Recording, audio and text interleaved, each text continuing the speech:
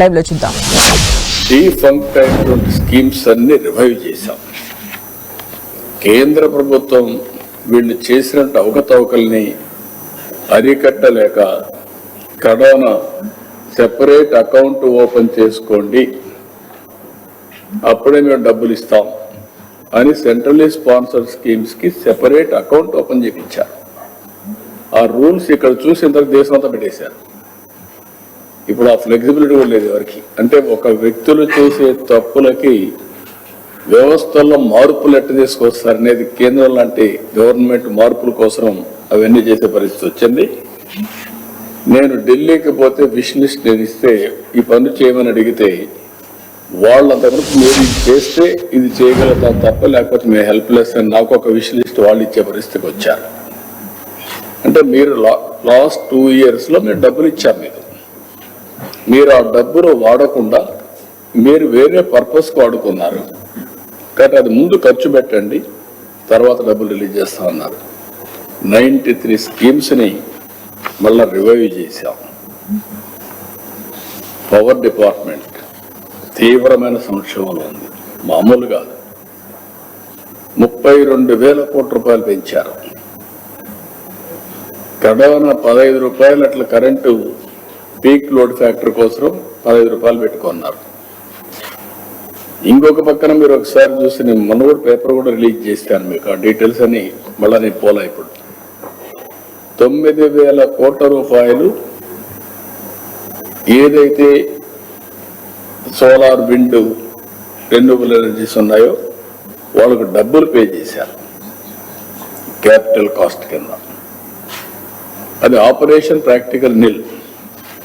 9 current వాడుకోకుండా ఊరికే వచ్చే కరెంటుని 9,000 కోట్ల రూపాయలు కోర్టు వల్ల వాళ్ళకు పే చేసే పరిస్థితికి వచ్చారు. అది విధ్వంస పాలన. అంటే మనుషులు ఏ విధంగా ఖర్చుగా పోతారనే దానికి ట్యాక్స్ పేయర్స్ మనీ ఏ విధంగా బలైపోతున్నది ఒక ఉదాహరణ మాత్రం.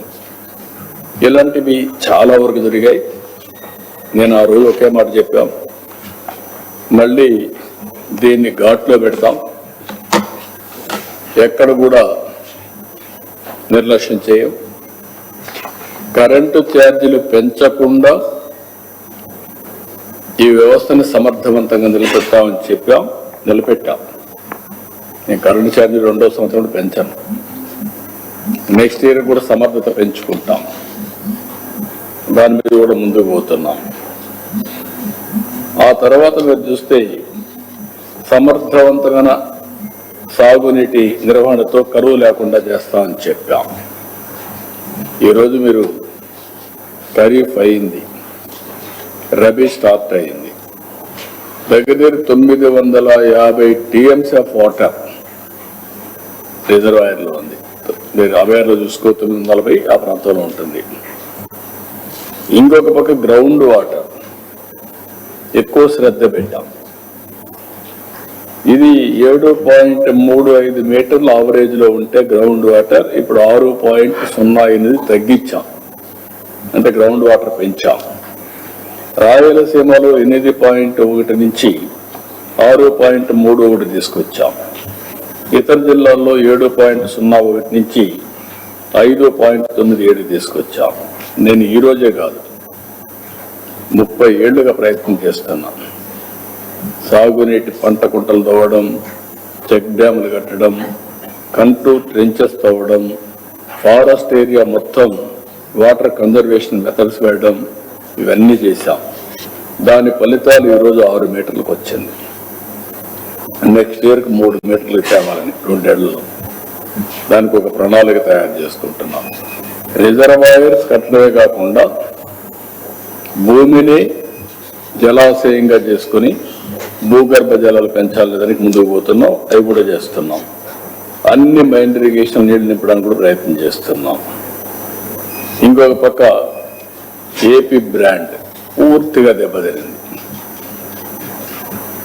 ఇండస్ట్రీస్ పారిపోయినాయి. ఇండస్ట్రీస్ రావద్దని చెప్పే పరిస్థితికి వచ్చారు. మేము రాము, ఎవరు పోవద్దనే పరిస్థితికి వచ్చారు. ఈరోజు మళ్ళీ బ్రాండ్ని రివైవ్ చేశాం. మొన్నే 13,26,000 కోట్ల రూపాయలు పెట్టుబడులు వచ్చాయి. 16,30,000 మందికి ఉద్యోగాలు వస్తాయి. SIPB ఇప్పటికే 8,29,000 మందికి 8,29,000 కోట్ల రూపాయలు ఆమోదం చెప్పాం. దీనివల్ల 7,62,000 మందికి ఉద్యోగాలు వస్తాయి.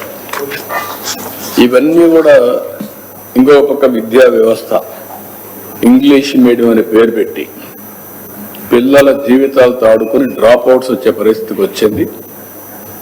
ఈరోజు మెగా పేటీఎం ఈ కార్యక్రమాలు పెట్టి నెక్స్ట్ లెవెల్కి వెళ్తున్నాం. ఒకప్పుడు ఆల్ ఇండియా లెవెల్లో టాప్ 5లో ఉండే విద్యా వ్యవస్థను నాశనం చేస్తే మళ్ళీ దాన్ని రివైవ్ చేసి టాప్ 3లో కానీ నెంబర్ 1 కానీ ఒక ఆల్టర్నేటివ్ ఎడ్యుకేషన్ ఆంధ్రప్రదేశ్ ఒక మోడల్గా తయారు చేయడానికి ప్రయత్నం చేస్తున్నాం. పల్లె పండుగ ఇలాంటి కార్యక్రమాలు పెట్టి రూరల్ ఇన్ఫ్రాస్ట్రక్చర్కి శ్రద్ధ పెట్టాం. వీళ్ళు మొత్తం పెట్టినటువంటి మామూలు కాదు. ఈరోజు మీరు చూస్తే అనేక విధాలుగా బిల్స్ అన్ని పెండింగ్ పెట్టారు. అవన్నీ ఉన్నాయి ఎడ్యుకేషన్ వ్యవస్థలో. పల్లె పండుగలు అయితే విలేజెస్ అన్ని కూడా ఇన్ఫ్రాస్ట్రక్చర్ తయారు చేస్తున్నాం. ఇంకొక పక్కన 5 ఏళ్ళు ఒక్క రోడ్డు కానీ ఒక చెరువు కానీ ఏది కట్టలేదు, నిర్వీర్యం అయిపోయింది వ్యవస్థ. అవన్నీ రివైవ్ చేసి స్ట్రీమ్లైన్ చేస్తున్నాం. ఇలాంటి కార్యక్రమాలన్నీ చేయాలంటే మళ్ళీ మనకు నేను ఒక మాటలో చెప్పాలంటే 85 లక్షల మెట్రిక్ టన్నుల చెత్త వారసత్వంగా ఇచ్చిండారు. దాన్ని మైనింగ్ చేయడానికే పెద్ద సమస్యగా తయారైంది. జనవరి 1కి డేట్ పెట్టాను. ఎక్కడ కూడా చెత్త లేకుండా చేసే బాధ్యత. అక్కడి నుంచి నెక్స్ట్ లెవెల్ కలెక్షన్ 100% చేయడం, అక్కడి నుంచి స్లోగా నెట్ జీరో కాన్సెప్ట్ కింద ముందు పోయే పరిస్థితికి వచ్చా. సర్క్యులర్ ఎకానమీ ఇవన్నీ ఇప్పుడిప్పుడే ఫలితాలు ఇస్తున్నాయి. ఈరోజు మీ అందరికీ ప్రజల్లో కూడా ఒక చైతన్యం తేవాలి కాబట్టి నేను ప్రజెంటేషన్ మీకు చేసి చూపిస్తున్నాను. So that you will have an idea. ఈరోజు ఇది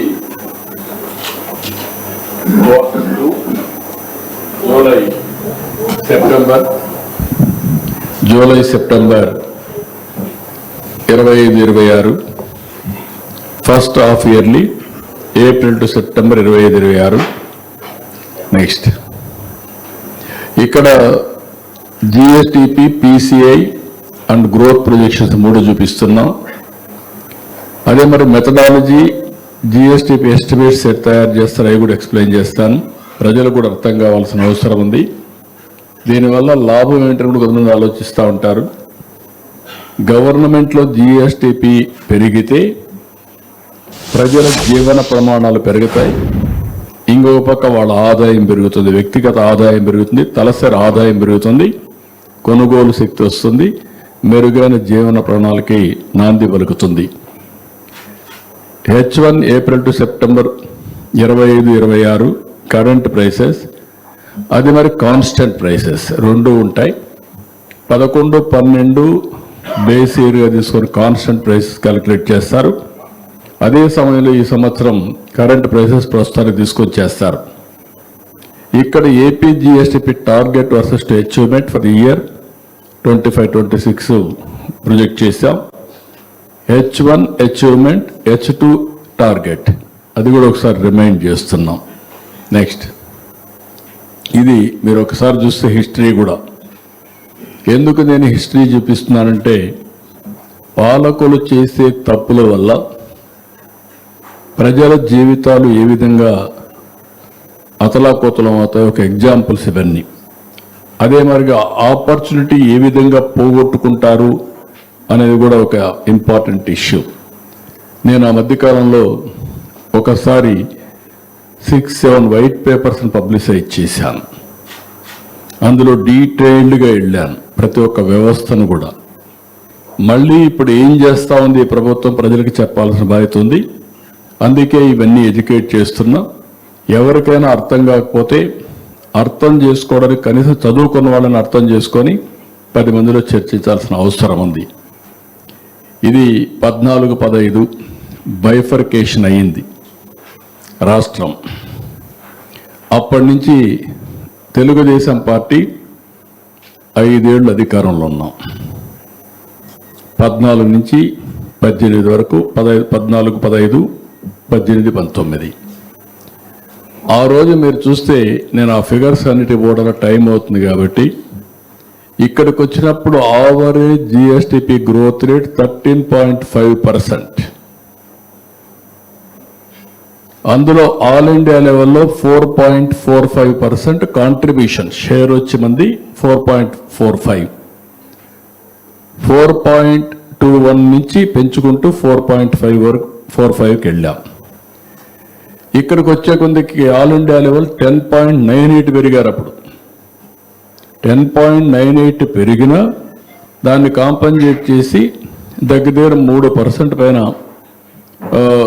2.7% మనం హయ్యర్ గ్రోత్ తీసుకొచ్చాం. ఇక్కడికి వచ్చే కొందికి ఆవరేజ్ అగైన్ 19, 20, 23, 24 అక్కడ 11.14 ఉండేది ఏ రీజన్తో పడిపోయిందో 5.9 పడిపోయింది. మొత్తం ఓవరాల్గా చూసే కొందికి 10.32కి తగ్గిపోయారు.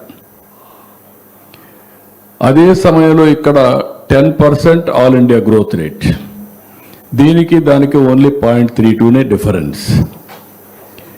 ఇక్కడికి మళ్ళీ 24, 25 ఇప్పుడు వచ్చిన తర్వాత లాస్ట్ ఇయర్ 9-10 నెలలు మేము అధిక 9 నెలలే ఉన్నాం.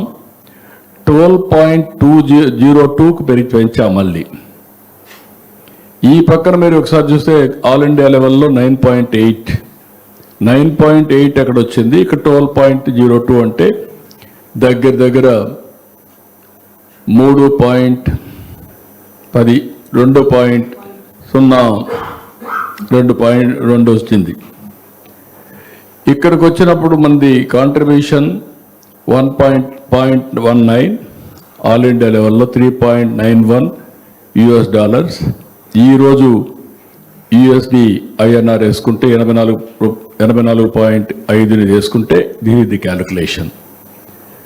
ఇక్కడ మీరు చూసినప్పుడు ఇక్కడ డిఫరెన్స్ మీరు చూస్తే క్లియర్ కట్గా 13.5, 10.32 దగ్గర 3.03 డిఫరెన్స్. 3.03 డిఫరెన్స్ ఉంది, ఇంకా ఎక్కువ 3.23 ఆ డిఫరెన్స్ కనపడుస్తుంది. అంటే it makes all the difference. Next slide నేను చూపిస్తాను మీకు ఎట్లా జరిగింది అనేది. నెక్స్ట్ ఇక్కడికి వచ్చినప్పుడు బైఫర్కేషన్ సమయం కంపారిజన్ తెలంగాణ తీసుకొని చూపిస్తున్నా, అదేం జరిగింది ఇక్కడేం జరిగిందని. ఈరోజు మీరు ఇక్కడ చూస్తే బైఫర్కేషన్ అప్పుడు ఆంధ్ర పర్ క్యాపిటా ఇన్కమ్ 93,903, అదే Telangana 1,24,104 because of Hyderabad service economy అన్ని. అక్కడి నుంచి 18-19కి 2 చూసి పెంచుకుంటూ వచ్చాం. 13.21% ఆంధ్ర పెరిగింది.